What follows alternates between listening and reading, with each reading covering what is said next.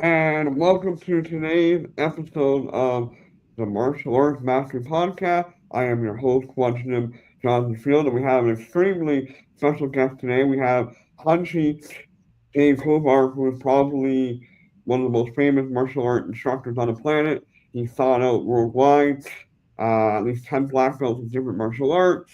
Welcome to the podcast, sir. Oh, it's an honor to be here. Yeah, happy Friday. Yes, sir. Happy Friday. For the people that don't know you, I think everybody that's watching probably does know you.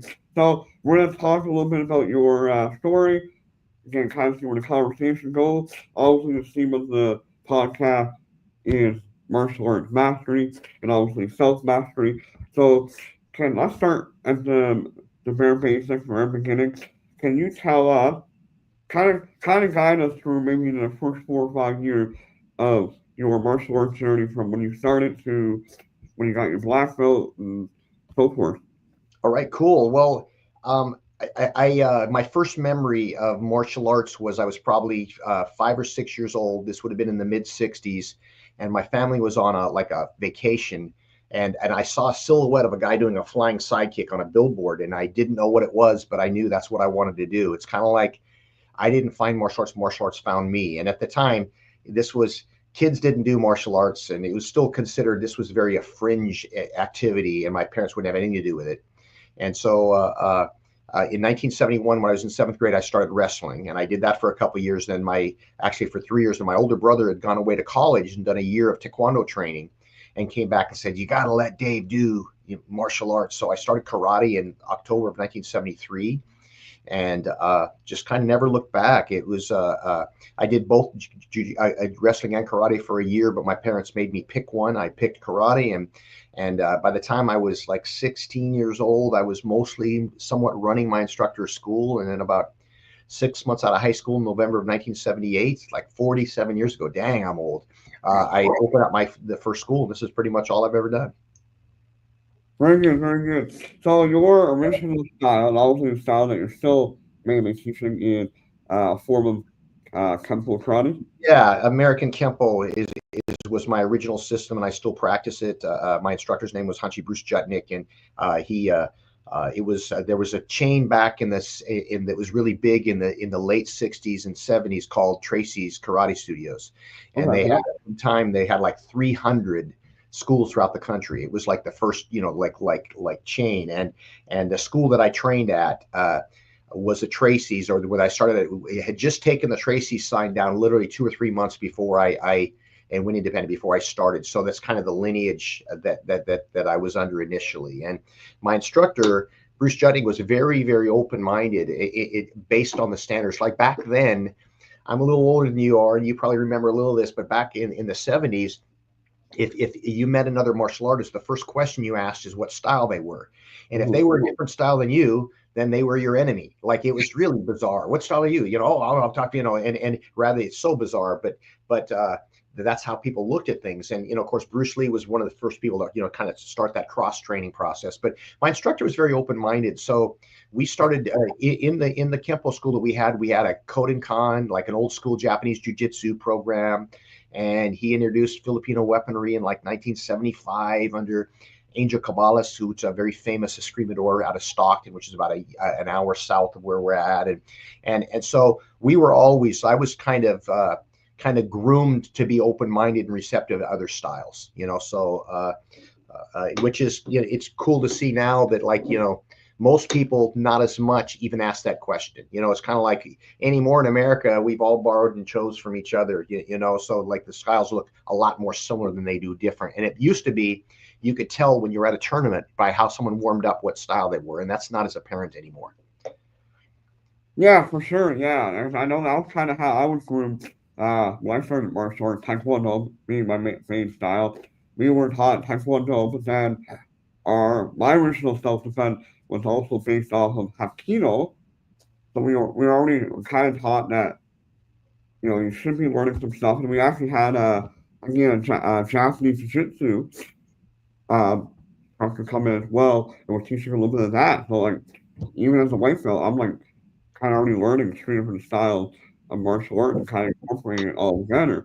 But no, I would say like for you though, you're like I would say the modern Bruce Lee in the fact that I think he inspired almost everybody on the planet to really, like, especially martial arts instructors in school, to really, go out there and learn different styles on your own and take what, works and incorporate it into your system.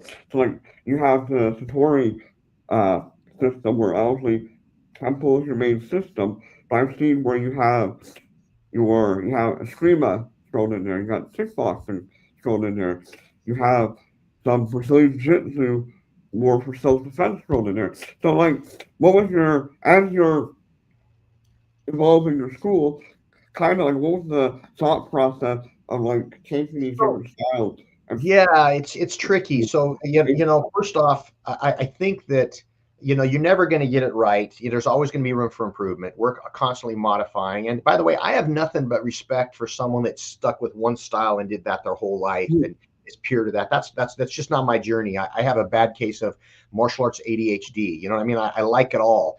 And the issue with that is that I have a pretty broad knowledge base, but it's not as deep as it could be if I stuck with one thing. You know what I mean? Like if all I was been doing, for the last 30 years was Brazilian Jiu-Jitsu, my skill level there would be better. But I do Jiu-Jitsu. I've been doing it for 30 years, but I also do other stuff, right? Mhm. And so is when it comes to curriculum for our students, there's only so many ways the elbow bends. And what I mean by that is that styles are more similar than they are different. And so it's a constant battle of trying to figure out, okay, after every black belt test, what we'll do is I'll sit down with and I have really good tenure. I've guys been with me for 20, 30 years, a lot of them that are high level people. And we'll get together after a black belt test and we'll say, all right, where were the instructor? What looked good? Where the students look good? Where do they look weak? And hey, man, overall the kicking skills, the kicks were really sloppy. All right, we got to spend more time on that. Let's adjust the curriculum. Or oh man, their grappling is getting way better. Okay, good, that this was working. So in other words, we're always kind of fine tuning, and it's I think the modern way, there was a time when it was okay just for, this is my perception, okay, is that if you didn't know anything about jiu-jitsu because it wasn't available to anybody, right, then it's understanding that you don't teach any. But I think the modern martial arts instructor, in my opinion, almost owes it to their students to teach them a variety of material because it's available. The best martial arts in the world from every system their stuff is right there for you. So it's now also, if you don't work it right, and this is the balance, it can be kind of like taking a Maserati car and putting a Porsche engine with Mercedes wheels. Sometimes that doesn't work quite right. You know what I mean? So it's a constant balance to figure out, how things can blend and work together well. And I'm still trying to figure it out, but we're getting better. I think you and I have the same mentality. It's like, I know after our black belt testing every year, we do the same thing where we make these constant little small adjustments. Like, our grappling needs to be worked on this time, or we're always switching up different. So each black belt cycle that we have, we're constantly switching up what style of sparring are we doing? Olympic sparring, point sparring, continuous sparring, sports MMA, grappling. We're always mixing it up a little bit. And I think, I can't remember who it was, somebody said, we may not necessarily like everything that we're teaching. Right. We do owe it to the student to expose them to it. So if you like traffic from Wing Chun, or if you don't like it, you still should be exposing your student to that. Or if you're not a big grappling guy, you still should expose them to it. Because what happens if a stand-up guy gets taken to the ground? We have to know how to survive the ground. That's what at least my jiu-jitsu instructor said. As a Taekwondo guy, let's focus on surviving the ground and then get back to your base, which is stand-up, right? So you can Sure. adjust different styles for what you want the outcome to be as well. Yeah, absolutely. And just from I think also one of the things that we have to remember, and it's interesting because you can go to so easily down a rabbit hole when it comes to self-defense. And I honestly, uh, I've had some seriously violent confrontations in my life. I'm just kidding. I haven't. Like I've had very few, a couple times in my early 20s, I had a couple skirmishes and, but here's my point I'm getting at is that if the sole purpose of your program is teaching more self-defense, okay, then I think self-defense against one, it can't just be the back alley knife fight, because most of us are not going to die in a back alley knife fight. We're going to die of some heart disease, diabetes, cancer, something like that. That a lot of that can be influenced, if not avoided, by our lifestyle. And so for me, a big chunk of what we try to project to our our student body, the people that we can influence, is it's not just about defending yourself against the bad guy. It's like, all right, man, taking care of yourself. So defending yourself against sickness, injury, bad attitude, apathy. So it I know I'm digressing a bit, but I think to me that's really part of martial arts. As I've aged, health, fitness, and it's become part of the martial arts journey for me. I think that's super important for a number of reasons. Oh, for sure. I was literally going to touch base on that at some point today, or discuss that with you. So, like, yeah, like what you have said, and I've said, and I've dealt with it, where we gone to school with people, we meet them 20, 30 years later, and, they're out of shape, they're unhealthy, versus, we're staying in shape, trying to stay healthy, we're eating right, we're using martial arts, and fitness with a purpose, Right, and right. I've had people come that I went to school with to learn my martial arts school because they want to get in shape. They want to approach life a little bit differently than what they've been doing, whether it be Mhm. drinking, smoking, just not exercising in general. Martial arts is a lifestyle. Yeah, and it's like it's not easy, man. We all life can I mean people, you graduate from school, you get a job, you get a family, you have all this stress, career. There's stuff readily available to you that's not necessarily healthy for you. It's hard, man. It's really everybody pretty much knows what they need to do to be healthier. That's not a secret. Exercise, eat right, get enough rest, manage your stress. You know what I'm saying? It's but Mhm. it's friggin' hard to do. And so even for I'm amazed by the disconnect really smart, hardworking, ethical, well-intended people have with their level of health and happiness and their level of success and how they're related, man. And so it's one of those ones where we got to do our best to kind of influence, not through lecture but through example, the lifestyle that's going to help people get and I fail miserably, but I'm getting better slowly as being a better example. There's a lot I can do a lot better, but I'm striving. I'm trying to move in the right direction anyway. And that's one of the things I love about you. You're very humble and self-deprecating. That you're like you're always a student.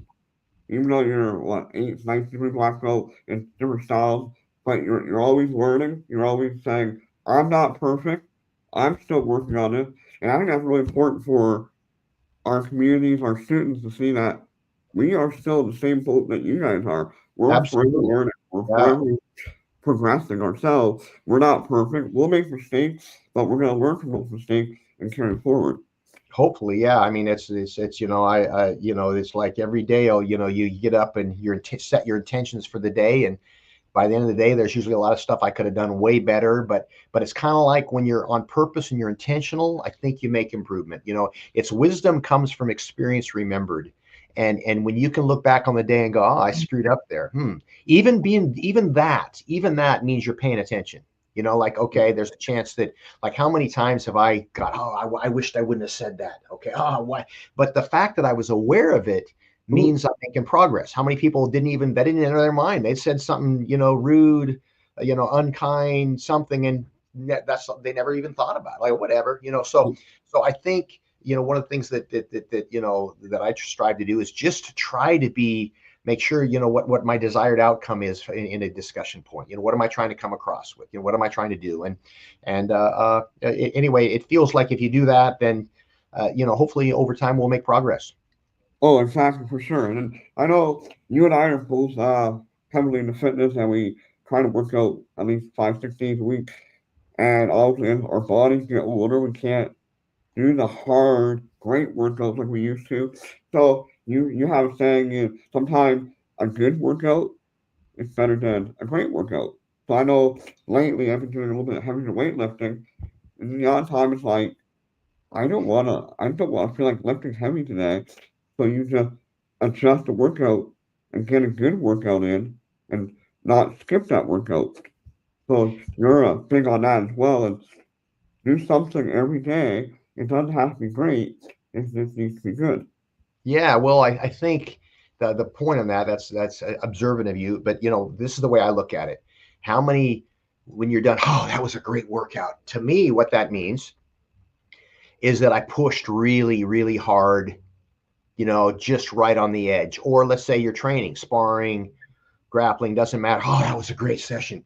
What that means is you were this close to getting injured, but you managed to not get injured because you went to fatigue. That's how I interpret that. And that's why for me, it's risky to do a bunch of great workouts. That's why consistently good workouts is a better choice. So I call it the 80% rule, and I use it with my fitness. I use it with my training, my grappling, and that is that I quit when I have when I've used up 80% of the tank and I still have 20% reserve. I never, because pretty much every injury that I've acquired through the years, or almost not all of them, happened that last round. That last. Even when I ski, there's I was up skiing last weekend, and after my legs started to become a little jelly near the end of the day, and so the line that my son and I'll say is, okay, let's do 2 more runs and skip the last. Which, because it's the last run that always gets you. Well, it's kind of like, oh, that was a great day of skiing. Well, that my legs are gone. Well, to me, you only have a dozen of those before you blow your knee out. You know what I mean? But if you just do 80%, you can do this for a long. That's kind of the idea. By the way, if you're getting ready for a competition, you might have to step it up. But I'm just training for life. I'm just training because I want to feel good in the morning. If I go to someone's school and have to work out, I don't want to embarrass myself. And so a consistent good workout is the trick. Yeah, no, that's a very valid, very important point. Yeah, you gotta know what you're training for and adjust accordingly. Yeah, so if you're getting closer to competition, depending on the style, you have to step it up. But if you're just doing martial arts for the fun of it, just for the fitness, yeah, you don't have to go as hard, for sure.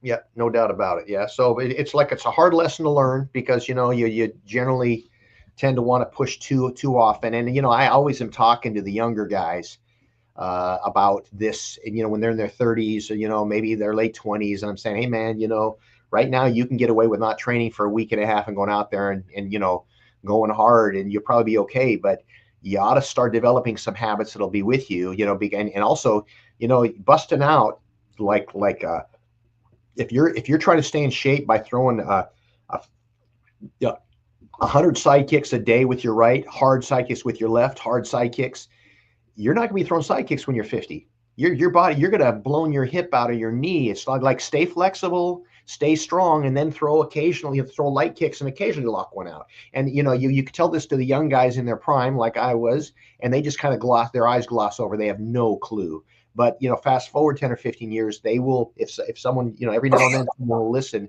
it makes a big difference. Like most of my generation that I train with, very few of them are on the mats anymore, and those that are.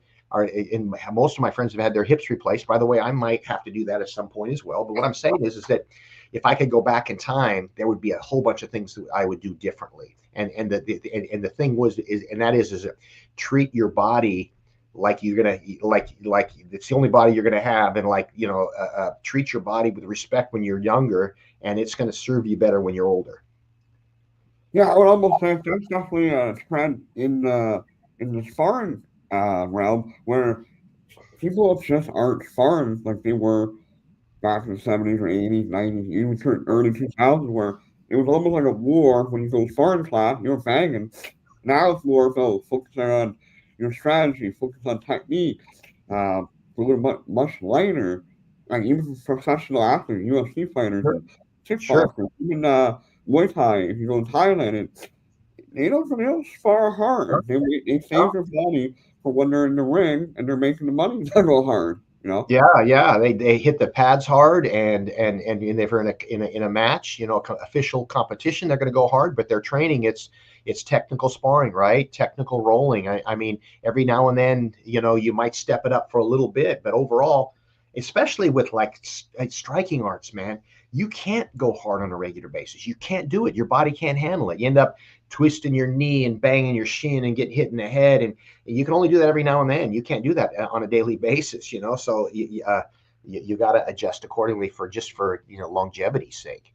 Yeah, it's like even like the Europeans, like the Russians and the Germans, that they have that 80-20 rule where for about 80% of their training, whether it's wrestling, weightlifting, whatever it is, they're playing, quote unquote, they're playing, versus 20% is hard. So Yep. they knew that since like the 60s and 70s. They knew early on that yeah, you can't go hard all the time. It's better to go subpar and just play, but you're able to play every day. Yep. Then maybe one day a week you go hard, but the rest of the time, yeah, it's just you're working technique, you're working strategy. Yeah, Absolutely. Yeah, no doubt about it. Well, it's, we're always, no one's ever going to get it exactly right, but you're just trying to be intentional about it. yeah, and also to the individual student or person, everybody has to learn their body. And some people go harder for longer, some people can't learn for their body. Now, I was reading your bio before we popped on here, and so you have black belt in 10 different styles. How did you find the time to? Obviously, you had many years to do this, but like, how did you find the time to like focus on learning 10 different styles? Yeah, so I never kind of set out like, okay, that was my goal. It just man, so styles are more similar than they are different. Hmm. Like I would compare it to, in my opinion, like a musical instrument. There's a lot of people that can play a bunch of different musical instruments. You know what I mean? Like I'm guessing, like if you can play the guitar, then a bass is probably easier to pick up, and then a banjo is probably easier to pick up. You know what I'm talking about? And Yeah. and then the violin is probably easier, etc. And it's like there's so many similarities, and really, uh, I just enjoy learning. And rarely did I start out like saying, okay, I want to get my black belt in this style. I just started training with somebody, right? And I've just had the privilege of being exposed to or had the opportunity to train with a bunch of really high level martial artists from various styles, and so I just, like I said early on. But if you push that out over, I've been training, for well over 50 years, and so if you do the math on it, it's not unrealistic at all. All you have to do is just keep your journey going. You know what I mean? And that's what I've tried to do. So, yeah, so obviously there's Kung Fu Karate, you've done Taekwondo, you've I got a, done, I have a black belt under a 4-3 black belt under Grandmaster Junior in Taekwondo. yeah, that's incredible. Um, You've done Eskrima. it's two different styles. I got a black belt. I sound like I'm, just to clarify, but I got a black belt in Sarada Eskrima, which is Angel Caballos art, and Doce Pares. Mm-hmm. And then I've got a black belt in two different. I've got a black belt in Okinawan Kobudo, and I've also got a black belt in Yaido, which is the peacetime art of the samurai. Yeah. The art of drawing the sword. I've got a black belt equivalent in Jeet Kune Do under Burton Richardson. I've got a black belt in Koshiro Kempo, which is old school Kempo. I've got a black belt in Brazilian Jiu-Jitsu. And I've been doing that for 30 years. I got my black belt in 2007. That's where most of my time actually spends now. And then in Degerberg Blend, which is a mixed martial arts art under Fred Degerberg. I think that's off the top of my head. I think that's 10. That's where they come from. Yeah, I mean, yeah, like you said, styles are more similar than what they are different. I've always said, really, martial arts is all under one umbrella. It's like, you can really move the body so many ways. I say, like, modern martial arts is, a lot of time it's just based on what rules you want to play by, Sure. right? Am I going to play with sticks? Am I going to play on the ground? Am I going to play stand up? Or maybe it's just the geographical area that you're in. But other than that, it's almost the same. I know I'm pretty close to getting a black belt in Tiger Kai Hapkido, and my instructor in that said basically it's Japanese Jiu-Jitsu. Basically, there's only so many ways that you can bend the arm or twist the wrist or. Well, the history of that is very tied together, right? He said it's just a Korean way of thinking about Jiu-Jitsu. That's all. Yeah, they're very similar. That yeah, anyway, linked together. Absolutely. What's really interesting is how different. Like there's already cool stuff in Japanese jiu-jitsu and Hapkido certainly, but how when Brazilian jiu-jitsu first stepped onto the into the arena, everybody goes, oh yeah, Japanese jiu-jitsu, Brazilian jiu-jitsu, they're almost the same, and they're not even remotely close, right? They both have anyway different similar different things. There's more differences almost, but yeah, it's all good, man. It's like, who am I to tell somebody else what they should train in? It's the best martial arts style is the one you'll practice, and the one that, because really at the end of the day, it's about having fun and it's about growth. Self-defense is a small part of it, like at least that's been my experience. If you're just training for self-defense, you're not doing it for decades. You're going to do like a 6-month crash course and you're going to move on to something. You know what I mean? It's like people stick with this because they love it. And so you got to find, people like certain types of food better than others. Like my go-to is if I'm out of town, I'm going to find a Thai restaurant. That's always going to be my choice. That doesn't mean that Mexican food is bad or anything like that. It's just, that's my choice is going to be that. Well, that's kind of how I look at martial arts training. It's like, yeah, whatever floats your boat, man. Whatever gets you to the dojo, dojang, kwan, wherever, for you to get a workout and interact with other people and leave a little bit better because of it. That's the right place for you. Yeah, I always find it kind of odd when like certain school or systems promote reality-based self-defense. We train reality-based. Well, technically, we can't train reality-based self-defense because that means I'm actually going to try to knock you out. I'm actually going to try and stab you if I have a knife, or I'm going to actually shoot you with a gun. We can't do that. So like a lot of our self-defense, it really is for fun. Like when we're doing like multi-attack and stuff, we know a lot of that's not necessarily reality, but or maybe not 100% useful, but a lot of it's just really cool movement training and memory training and just having fun with the people that you're working Sure. with. As Yeah. long as you're clear and direct with the reason why you're doing it, you know what I'm saying? It's like if you look at there's a lot of styles that I've practiced that it's just cool. It's just fun to do.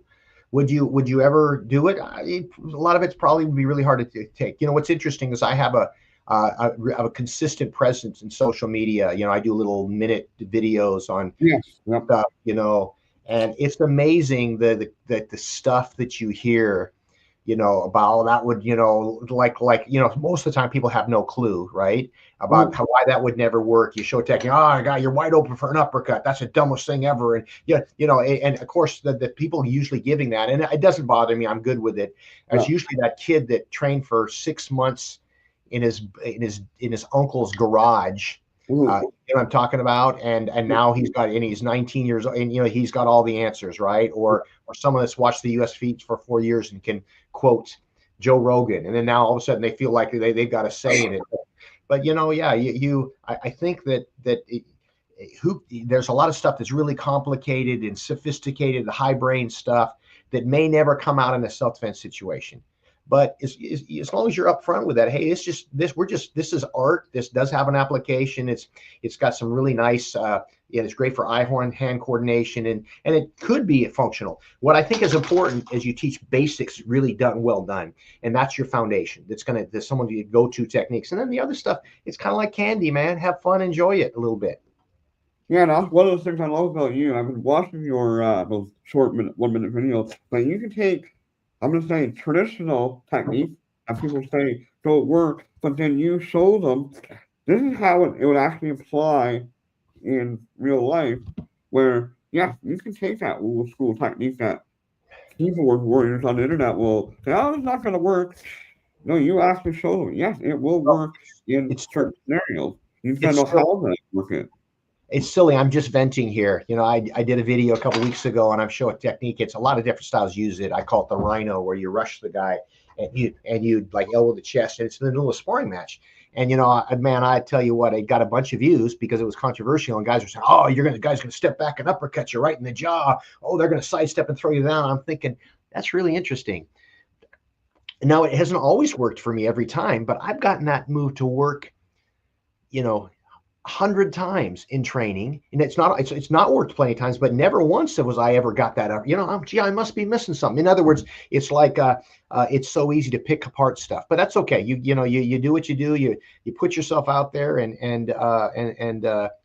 uh, and it's the best you can do. So hopefully some Yeah, people will pick yeah. up some And value. here's the thing, so like, like you and I, we're training with high level people that are trying to figure out how to make that technique not work or make Yeah, me effective, and yet you're still able to pull it off versus you get that loudmouth at the bar that attacks you or gets in your face, and you apply that technique, they're not going to know what to do. They're going to freeze up because they're not used to somebody grabbing, controlling them.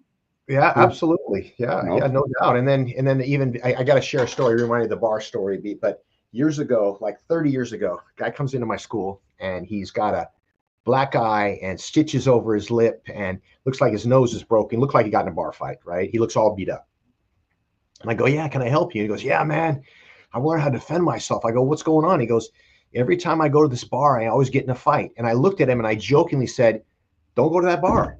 And he goes, you I never thought of that. He meant it, like metaphorically speaking. So much of of violence can be avoided just by having safe habits. You know what I mean? know, No, but we all live and learn. Like that's why over time, generally people tend to learn what not to do, and a lot of that from experience. Like oh yeah, and when we're young, sometimes we take a little more chances. We're a little more careless and maybe a little naive, and maybe a little bit full of ourselves or something. So we're more likely to find ourselves in harm's way. And also, for me, for self-defense, my philosophy is I'm 100% against fighting, meaning I'm going to do everything to avoid a fight. Because even if, let's just say, you bump it, rear end me in traffic, I'm mad, you're mad at me, and end up getting a fight. Let's say I get the better of you. Okay. Well, even if I get the better of you, there's still lawsuits. I broke my hand in the process of hitting you. There's no good stuff that comes from it. There's no good stuff that comes from it. And so I'm 100% against fighting. And then if I ever have to defend myself, that means it's not like if you and I are arguing in a bar and we say, let's go settle this outside. That's not self-defense. That's a fight. And so, self-defense is an ambush. I had no choice but to go. There's nothing. I have no option. Then I'm all in. And that way, there's no iffy, wishy-washy. I did get in a fight one time when I was about 19 years old, and it was over a girl. It was really silly. And I remember saying beforehand to my buddies, well, I'm not going to really hurt the guy. I'm just going to punch him out a little bit. This was a big foot, long story short, I end up hitting him, peppering a bunch of times. I end up throwing this high back leg round kick at him. And I told one of my friends says, you better not throw a high kick and fall down.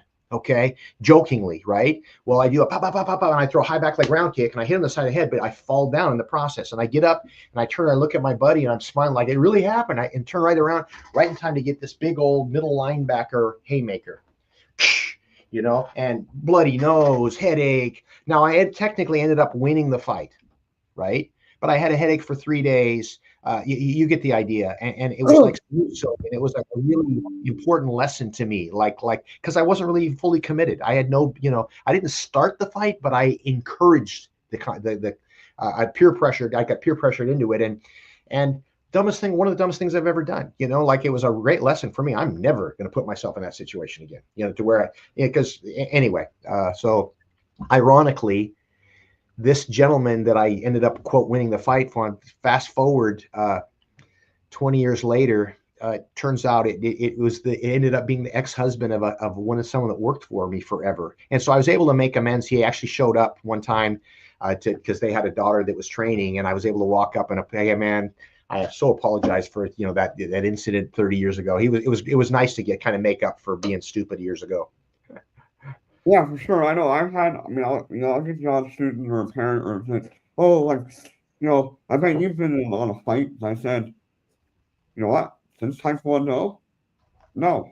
I maybe a couple times when I was in school before martial arts, but once you start martial arts, you have that confidence where, no, I don't have to fight. It's Yep. not like what you're saying. Even if I won the fight, oh, it's not going to be a win. Because if I win a fight, I I beat somebody that was trained.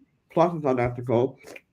And if I lose a fight, well, now you lost against somebody that makes you look bad as a black belt, lose against somebody that's not trained.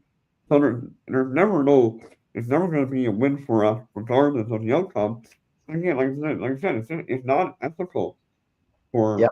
anybody to get into a fight. I could have gotten into a ton of fights over the years, and just it's not worth it. I just learn to talk it through, or you just leave the situation. It's not hard. Just to say, I don't need to deal with it. Walk away. Let them yak all they want. It doesn't change the situation really. Yep, yep, yeah. It's like that's wisdom there. We learn that over time for sure. Now, so like I said, going back to again, you have 10 different styles. So, what would you say would be? Can you say some of the styles that you learned was just more kind of cool to learn because you just like doing it? Probably never going to use it in reality. What would say one or two of those styles be, and like what do you Oh, yeah, really I, enjoy I've with those styles? Yeah, I've had the privilege of training under a gentleman named Shan Makayonish Yuchi in Kabuto and Iaido, and I've been training with him for about 35 years, and he's like one of the best kept secrets there is. He's like a real life samurai. I grew up in post World War Japan. Like he started training in Iaido. He's like 85 years old. He started training Iaido when he was 5 years old. You know, like he's been doing this forever. You know, in karate when he was 7 in Okinawa, and he's just an amazing. He's like a real life samurai. He's just an amazing dude, and most of what we learn, like Okinawan Kabuto, like you're not ever going to learn use a tonfa. You're never going to use a tonfa or a nunchaku or a sai or a kama. Yeah, it's just not going to happen in this lifetime. You know, if you want a weapon, those are not the best weapons. There's more, but it's just cool. There's so many great lessons. And the other thing is that, the same with the Iaido, the art of drawing the sword. You know, it's like, but it's there. It's elegant, and when you do it well, it's kind of like Tai Chi with a sword. There's a certain energy that it takes that grounds you, that kind of gets your head right, and then excuse me, there are a lot of interesting parallels that you can apply. There's so many different excuse me excuse me there that are functional. There is a lot of functional stuff that we learn, but it's not as much the technique. It's about distancing, right? And hikate, the chambered hand coming back when the other one goes out, and how that applies in the unarmed and versus weapon stuff, and being like in Iaido, when you're doing Iaido, you gotta see different than kendo. Kendo is really cool. You know, you've got a shinai, that you're using, which is bamboo, and it hurts, it stings a little bit, but so that's a sport. It's very cool. All right, and that's of course the kind of maybe the combat version of Iaido, but they're not the same. Okay, because Iaido is about drawing and cutting, but when you're doing this, like, you learn how to regulate your breathing, because if you and I are fighting with swords, somebody's going to die, and very quickly. Like, it's not going to be this 3-minute match you're going to see on a movie. It's going to be so quick. It's going to be so quick, and so that means I have to really be intentional, present, focused, and with no hesitation. Right, in my movement. Now that, although I'm never going to use a sword, I can use that in my other stuff. I can use that when I'm sparring, or grab that same level of energy. So the mental training that goes along with it carries over. The actual physical techniques aren't, maybe as functional, as some other stuff. No, I 100% agree with that. I know I have studied Toyamaru, which is, I guess, a form I know, Yep. Dana Abbott, Yep. and Sure. same thing, right? Yeah, you're focusing on that draw, that Yep. 1 2 cut, Yep. putting it back in the sheet, all the presentation, and how you stand, how you carry yourself. And then functionally, for him at least, like, you take those same movements, those same angle cuts, and you can use a walking stick or a Sure. roll of newspaper or magazine. And I actually did that for my last Taekwondo black belt test.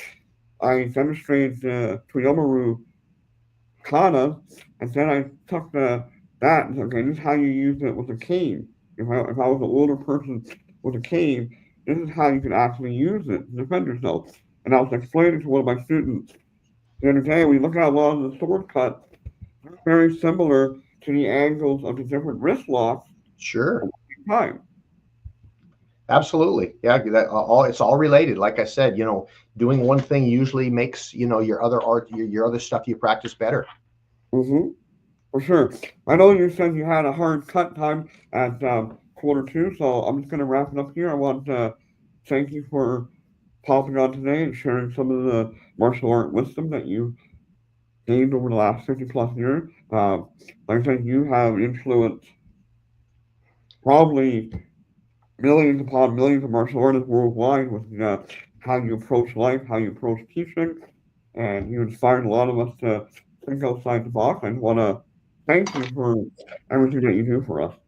Thank you, thank you. It's my honor. I'm honored to be a part of the martial arts world, and what we do is super important and makes such a big difference in people's lives. And if you're an instructor out there, man, just continue to give your best to your students. I know it's hard. It's hard to teach a lot of classes and regulate your emotion when you've got that little kid spinning and causing trouble, and another class coming right after this class. And but man, what we do is so needed, and it's so important. And I encourage you, everyone, just to continue to do the best you can every day.